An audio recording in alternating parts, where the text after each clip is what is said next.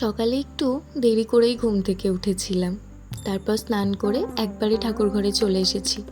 প্রতিদিন যেভাবে ফুল জল দেওয়া হয় সেই মতোই দিয়ে দেব। আজকে তো আবার কৌশিকী অমাবস্যা। আজকের দিনেই তারাপীঠের সাধক বামাখ্যাপা কৌশিকী অমাবস্যাতে সাধনা করে সিদ্ধি লাভ করেছিলেন বলে প্রচলিত বিশ্বাস। আজকে রাতে বাড়িতে পুজো হবে। ঠাকুর ঘরে সকালে সব কাজকর্ম সেরে আমি আর মা মিলে বেরিয়ে পড়েছিলাম পুজোর কিছু জিনিসপত্র কেনাকাটি করতে।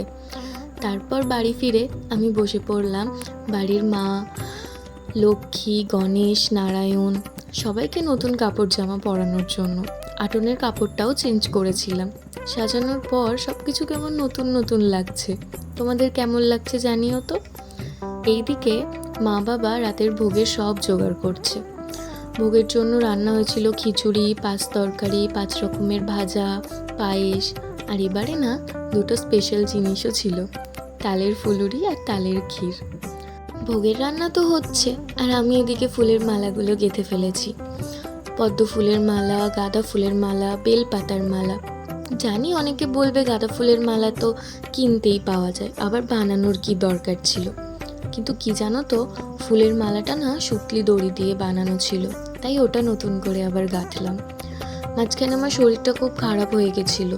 দুপুরে তো রোদে বেরিয়েছিলাম কেনাকাটি করতে, তারপর বাড়ি এসে থেকেই মাথা ঘুরছিল, তাই একটু রেস্ট নেওয়ার পর সন্ধ্যাবেলায় শাড়ি পরেই একটু রেডি হয়েছিলাম। তেমন কিছুই সাজিনি। ততক্ষণে দাদাও চলে এসেছিলো পুজো করতে।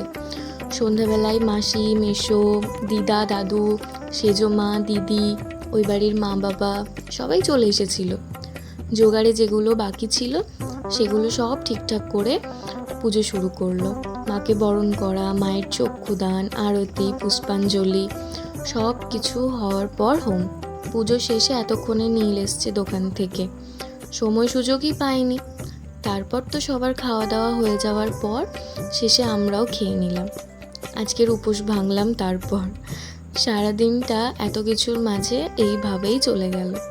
চলো আবার দেখা হবে তোমাদের সাথে অন্য কোনো মিনি ব্লগে।